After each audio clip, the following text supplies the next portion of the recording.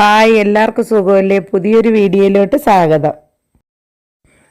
ഇന്ന് നമുക്ക് നല്ലൊരു ഇലയുടെ തയ്യാറാക്കുന്നത് എങ്ങനെയെന്ന് നോക്കാം. ഇലയുടെ തയ്യാറാക്കാനായിട്ട് ഞാനിപ്പോൾ ഇവിടെ 1 കപ്പ് ഗോതമ്പ് മാവാണ് എടുത്തു വച്ചേക്കുന്നത്. ഈ മാവിലോട്ട് നമുക്ക് ഒരു നുള്ളു ഉപ്പും കൂടെ ഇട്ട് കൊടുക്കാം. ഇനി നമുക്ക് ഇതൊന്ന് മിക്സ് ചെയ്തെടുക്കാം. മിക്സ് ചെയ്തതിന് ശേഷം കുറച്ചായിട്ട് വെള്ളം ഒഴിച്ച് ഇതൊന്ന് കുഴച്ചെടുക്കാം.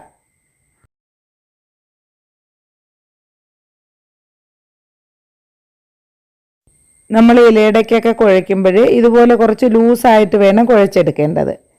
ഇനി നമുക്കിതൊന്ന് മാറ്റി വയ്ക്കാം.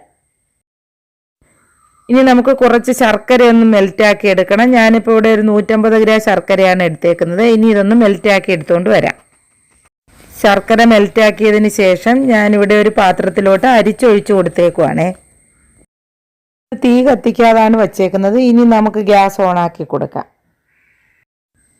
ശർക്കര ഒന്നും കൂടി ഒന്ന് തിളപ്പിച്ച് അതിലെ വെള്ളം ഒന്നുകൂടെ ഒന്ന് വറ്റിച്ചെടുക്കാം. ഇനി നമുക്ക് ഇതിലോട്ട് 1 കപ്പ് തേങ്ങ ചിരകിയതും കൂടെ ചേർത്ത് കൊടുക്കാം. കുറച്ച് ഏലക്ക കൂടെ ചേർത്ത് കൊടുക്കാം. ഞാനിപ്പോൾ ഇവിടെ ഇത് പഞ്ചസാരയും കൂടെ ചേർത്ത് പൊടിച്ചാണ് ചേർക്കുന്നത്. ഇനി ഇത് നല്ലതുപോലെ ഒന്ന് ഇളക്കി ഇതിൻ്റെ വെള്ളമൊക്കെ നമുക്കൊന്ന് പറ്റിച്ചെടുക്കാം. കുറച്ച് നെയ്യും കൂടെ ഞാൻ ഇതിലോട്ട് ചേർത്ത് കൊടുക്കുന്നുണ്ട്. അപ്പോൾ കുറച്ചും കൂടി ടേസ്റ്റ് കിട്ടും. നെയ്യും കൂടെ ചേർത്ത് കൊടുത്തതിന് ശേഷം വീണ്ടും നമുക്കിത് ഇളക്കി കൊടുക്കാം. ഈ ഒരു പരുവാകുമ്പോഴും നമുക്ക് ഗ്യാസ് ഓഫ് ചെയ്ത് കൊടുക്കാം. കുറച്ച് വെള്ളത്തോടെ വേണം ഇതിരിക്കേണ്ടത്, ഇല്ലെങ്കിൽ ഇത് തണുക്കുമ്പോൾ കട്ടിയായി പോവും. ഇനി നമുക്ക് ഇലയെടുത്തതിന് ശേഷം നേരത്തെ തയ്യാറാക്കി വെച്ചിരുന്ന ഗോതമ്പ് മാവ് ഇതിലോട്ട് പരത്തി കൊടുക്കാം. ഞാനിവിടെ വട്ടയിലയാണ് എടുത്തേക്കുന്നത്. ഇത് വാഴയിലയിൽ നമുക്ക് ഉണ്ടാക്കാം. ആദ്യം നമുക്കൊരു പാത്രത്തിൽ കുറച്ച് വെള്ളം എടുത്ത് അതിൽ കൈ മുക്കിയതിന് ശേഷം കുറേശ്ശെ മാവെടുത്ത് ഇലയിൽ വെച്ച് പരത്തിയെടുക്കാം. ഇതുപോലെ നന്നായിട്ട് കട്ടി കുറച്ച് നമുക്ക് പരത്തിയെടുക്കണം. ഇതുപോലെ പരത്തിയെടുത്തതിന് ശേഷം നേരത്തെ തയ്യാറാക്കി വെച്ചിരുന്ന ശർക്കരയും തേങ്ങയും കൂടെ ഈ ഇലയുടെ ഒരു സൈഡിലായിട്ട് നമുക്ക് വച്ചു കൊടുക്കാം.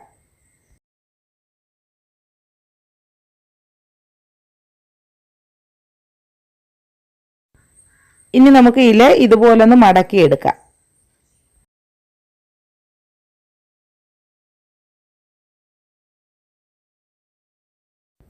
ഇനി ബാക്കി മാവും ഇതുപോലെ തന്നെ പരത്തിയെടുക്കാം.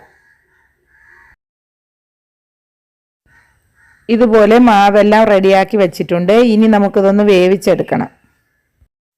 ഒരു ഇഡ്ഡലി പാത്രത്തിൽ വെള്ളം തിളയ്ക്കാനായിട്ട് വെച്ചിട്ടുണ്ടായിരുന്നു. വെള്ളം തിളച്ച് തുടങ്ങിയിട്ട് നമുക്കിത് ഓരോന്നായിട്ട് പറക്കി വെച്ച് കൊടുക്കാം.